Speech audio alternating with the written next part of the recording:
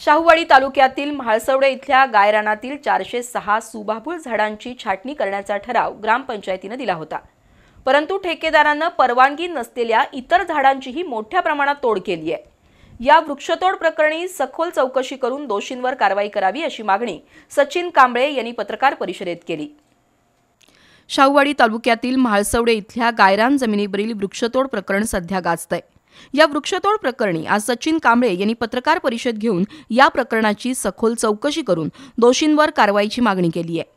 वृक्षतोड प्रकरणाचे महत्त्वाचे सहकारी अहवाल समोर आल्याचं कांबळे यांनी सांगितलं। वृक्षतोड सुरू असतानाच मुंबई उच्च न्यायालयातील वकील ॲडव्होकेट विशाल माने यांनी शाहूवाडी पोलिसांना नोटीस पाठवली होती। त्याच दिवशी वृक्षतोडीबाबत चौकशी आणि कारवाई करण्याची विनंती केली होती।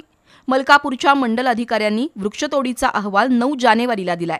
त्यामध्ये फक्त 406 सुबाबूळची झाडं तोडण्याची परवानगी होती, मात्र प्रत्यक्षात 600 ते 700 झाडं तोडल्याचं आढळून आलं। तर दुसऱ्या गट क्रमांकातील 400 ते 500 झाडं कोणतीही परवानगी न घेता तोडली आहेत। त्याचा पंचनामा वनरक्षकांनी केलाय। म्हाळसवडे ग्रामपंचायतीनेही जबाब देताना 406 सुबाबूळ झाडांची विरळणी करण्याचा ठराव दिला असताना परवानगी नसलेल्या झाडांचीही मोठ्या प्रमाणात तोड झाल्याचा अहवाल दिलाय।